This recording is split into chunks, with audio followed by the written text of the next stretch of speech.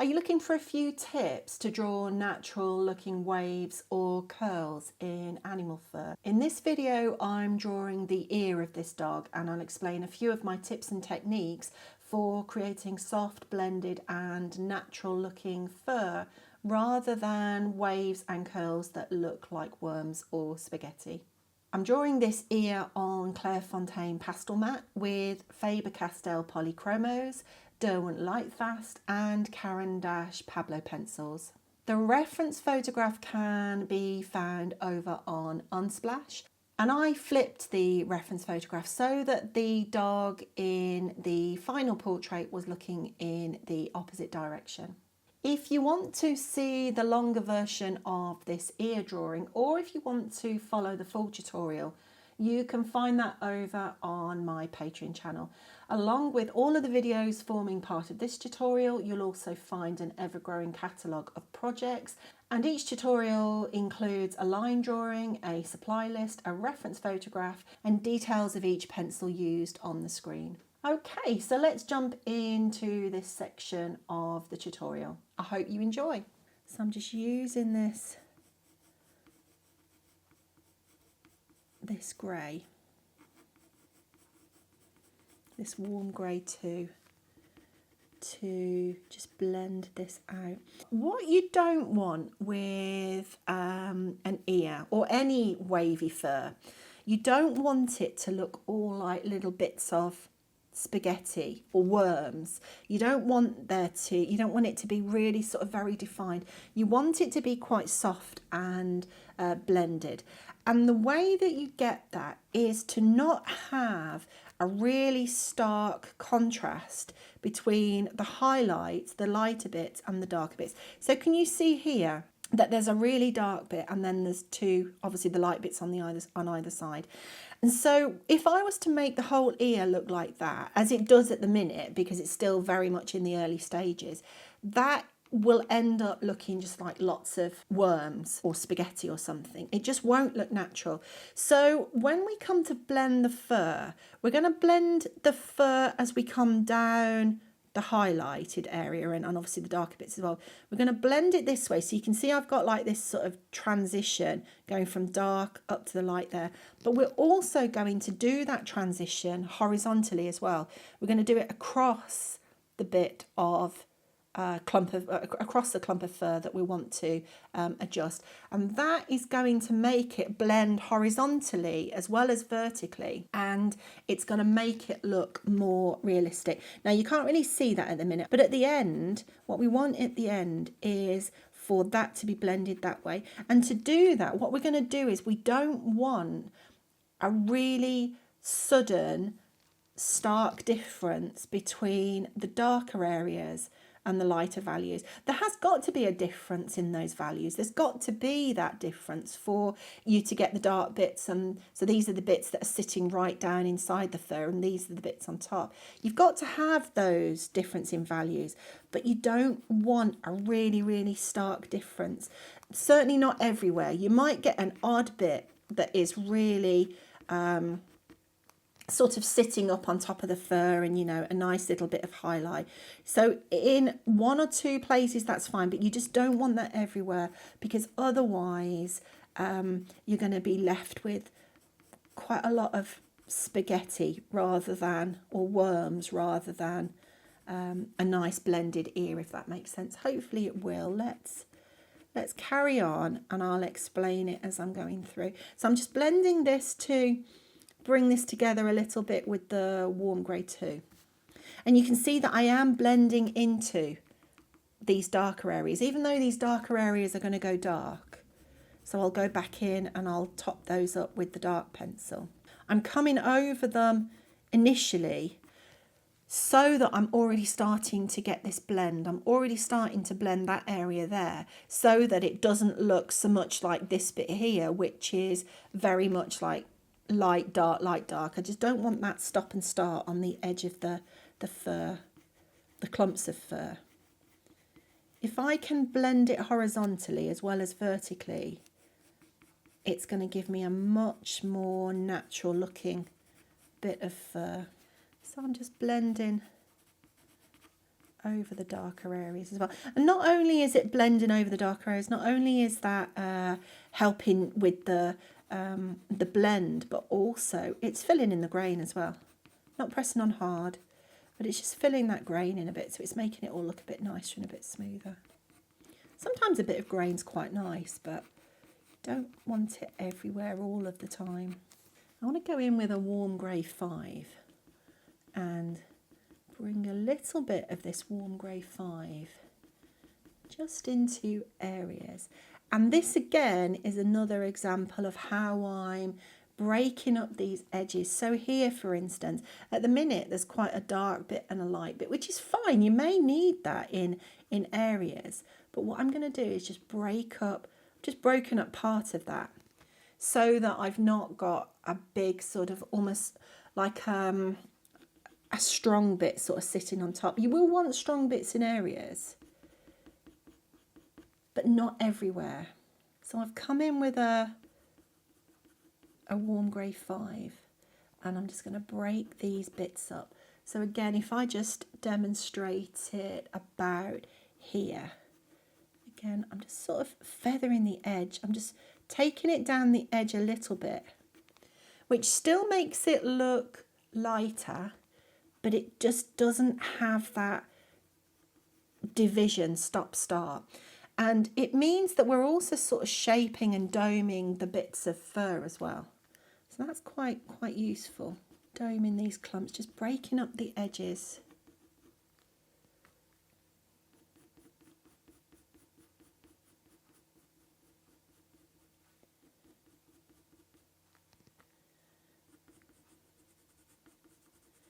It'll be a little bit darker as the fur comes out from under clumps. So here, for instance, we're coming out from under the clump there. And I can hold the pencil quite far back because I want it to be quite loose. I don't want it to be really tight. I'm going to come in with the black, and where it's really sort of dark underneath, I'm just going to bring a little bit of this black into here.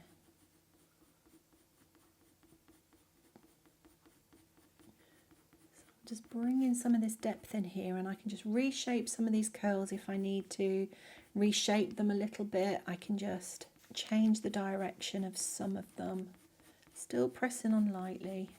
I'm just looking for areas that are a little bit darker. So I've put some of the black into there, and I want to bring that together a little bit more now. I'm going to use the Fossil Grey from the Derwent Lightfast.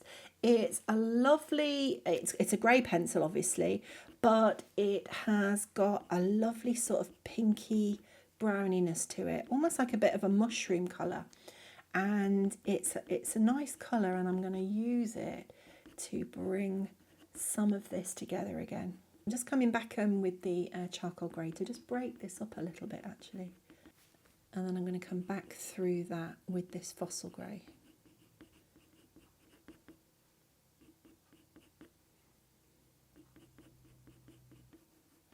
Blend these lighter bits out, but again, just let that pencil drift over into the darker bit on the side. It doesn't have to go far, but just drifting that pencil into the darker bit on the either side, or at least in parts of this fur, this lighter bit, is going to blend it out that way as well. And that is going to stop you getting clumps of spaghetti. Blend it out. You can always go back into the middle of these darker bits and define and darken the darker bits if you have to. So you can always do that. But I think if you do that, if you blend it out that way as well, blend it into the darker areas, just on the transition. So just blend that transition. You'll get a nice blended looking highlight rather than something that looks like a lot of worms all over the plate. I want to, this is the light grey, and I want to bring a bit of this light grey over this way. just on the end here. Bring a few of those bits over. I'm just using the black to just break up a little bit on the side of this ear. Just need darkening down a little bit and just breaking up a little bit. So that's what I've just done. Broken that up just a little bit. There we go. And it'll take a little bit of time to go backwards and forwards because I want to keep sort of working with the lights, working with the darks and just keeping it balanced as I build it up. So it'll take a little bit of time for me to go backwards and forwards and do it. This is the brownish beige that I'm coming in with now. Just to bring a little bit more of this brown colour, particularly over this one side over here. So I'm bringing a little bit of this colour in, again just sort of bringing it through these curls or these waves. And it might look a little bit heavy and a bit flat at the minute, but when we put the extra bits of detail on afterwards of the little highlight bits, it'll start to come to life. We're just working on the sort of heavier, bigger clumps at the minute. And I'm just using this brownish beige now to follow that through, follow that around. And I'm just using this ivory black to just pick out some of the little tiny bits now. Just pick out some of the darker bits that I can see that are sort of going up and under some of the other strands of hairs that are around. Just little bits.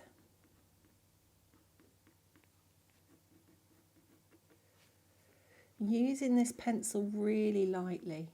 I don't want to put black everywhere. I just want to use it. I just want to use it to pick out some of these clumps of hair. Follow some of these. Just following the curls round really. Just following these curls round. And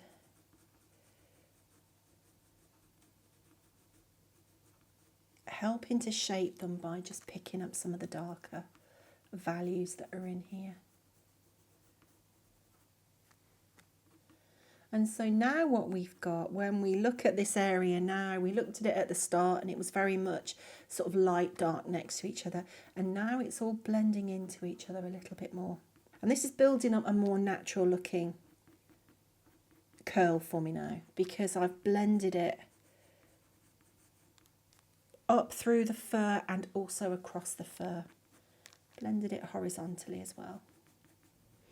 And just because I'm using the black, I can still use the black with all sorts of different pressure.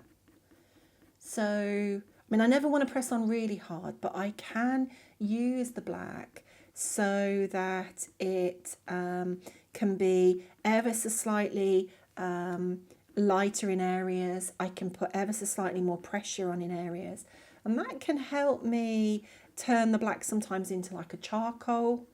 It can help me make the black darker. I tend to just sort of go over it, you know, a little bit more. But it means that I can get different values out of the black as well. So it means that I can just get several shades out of the one pencil. So I'm just looking for these bits that I've already plotted in, looking to just enhance those a little bit, just looking to shape those, and that is going to help create these little bits of wave that we've got going on.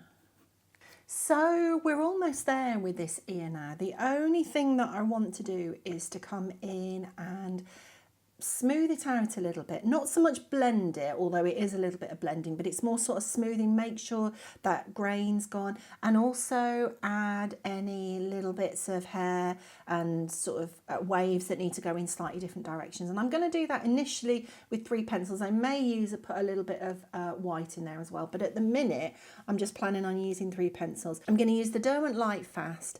This is the Pale Peach, which is the new name for the Light Flesh. So yours may be called Light Flesh, but that's the Derwent Light Fast. I'm also going to use the Pablo Beige, and I'm going to use the Pablo Silver Grey. Probably not too much of the Silver Grey, but a little bit of the silver grey. I'm going to come in with the pale peach first, and I'm going to smooth things out, but also you can see sort of just take things in a slightly different direction. So for instance, bringing a little bit off here, just taking bits of hair that would be coming in different directions and using it to smooth and just make sure that grain's filled in. I don't mind seeing some grain, but I don't want there to be lots of grain everywhere that I can see. But I don't mind a bit of grain, that's fine.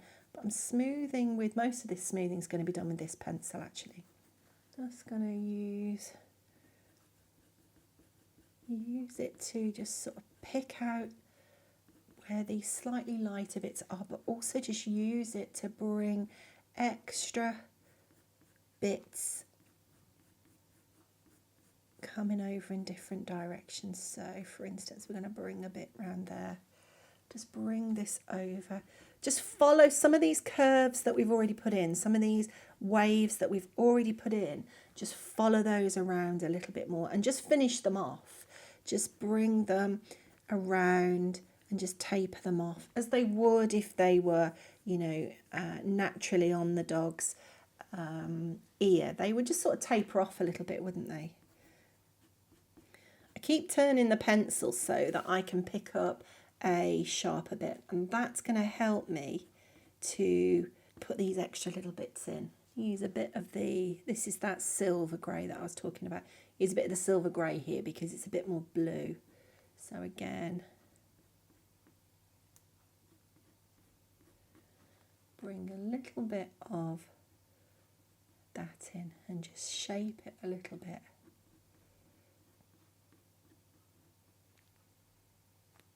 And also the beige. The Pablos are really good for doing this. They are really opaque and they keep their point as well for a while. So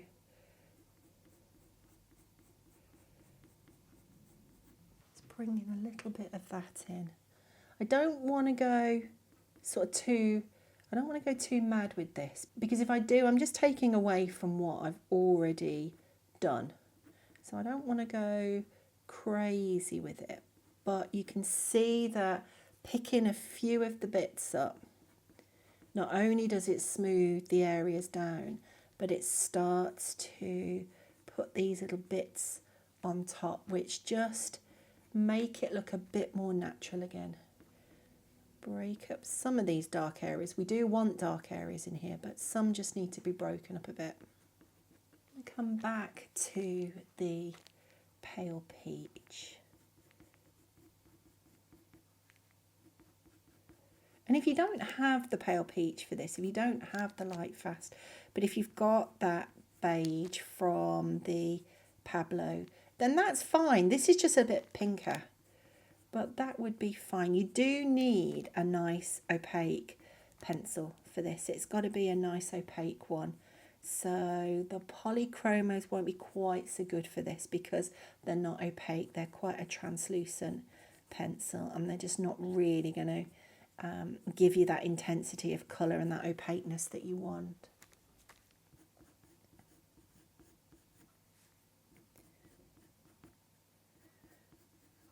So I'm just following round some of these bits that we've put in, but at the same time as following it round, just breaking it up a little bit.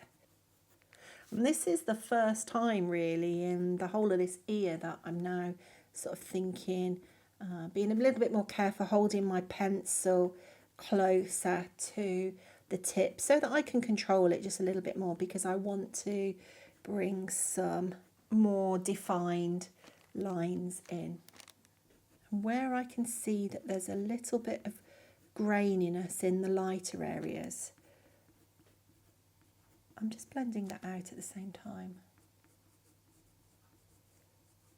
And I'm still not really following the reference photograph. I'm using it as a guide, but I'm not following it. I'm just putting my own suggestion of the curls in. And as long as it looks balanced, that's my aim, to just have it look balanced. Have it look quite natural, but have it look balanced, but not worry if those curls aren't exactly as they are in the reference photograph.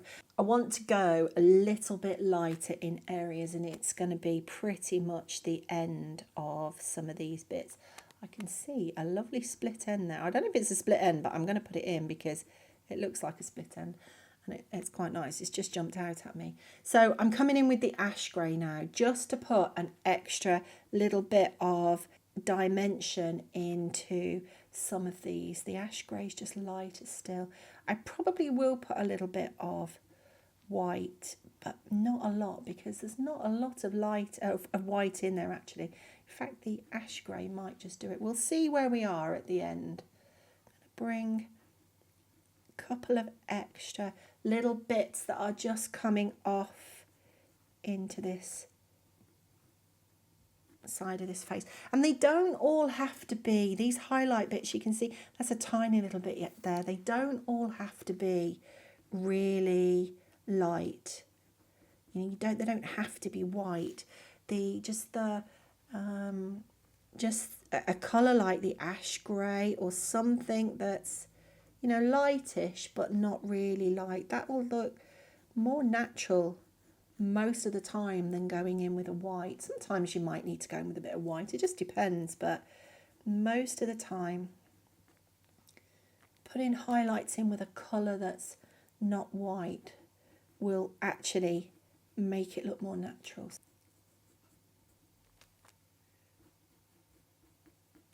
Rather than using the white, I've decided to put the granite rose in, because there are areas where it's just a little bit pink, and the granite rose can make a nice highlight colour really. It can make things look really quite bright. Pink can make things look quite bright. So I'm just going to put a little bit of this pink into places just to brighten it a bit, and I think that's going to work better for me than the white. Okay, so that's a very quick overview of my process and a few tips and techniques for creating waves and curls when drawing animal fur.